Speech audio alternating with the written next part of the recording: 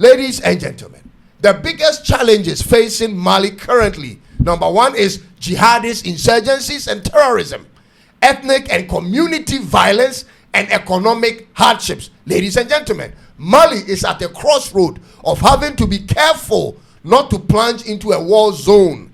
It is either this military regime completely annihilates these anti-government groups, which is going to be hard and costly but possible, or those groups eventually take over the country because they keep on spreading, ladies and gentlemen. And the problem is this: the civilian government weren't also doing much to curb this problem.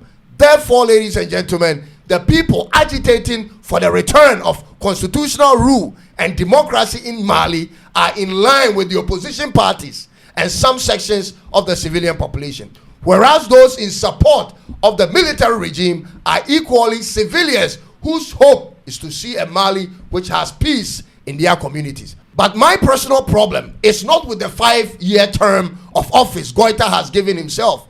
I think that was expected, so I don't have a problem with that.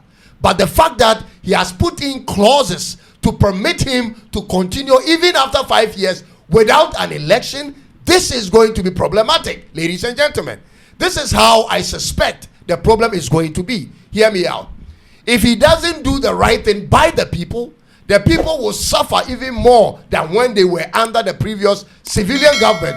But this time, they will suffer even for a longer period of time because he will continue as president till whenever he chooses not or whenever he's overthrown. And in that frame of time, ladies and gentlemen, I suspect series of coups will be attempted in Mali. This is my problem. This is my fear, ladies and gentlemen.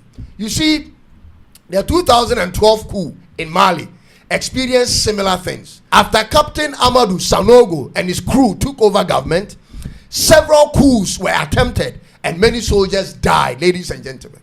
Sanogo, after pressure and sanctions, relinquished power and was later arrested in 2013 and charged with human rights abuses, including the killing of rival soldiers, ladies and gentlemen.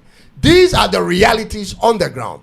His trial has faced multiple delays and remains unresolved even till now.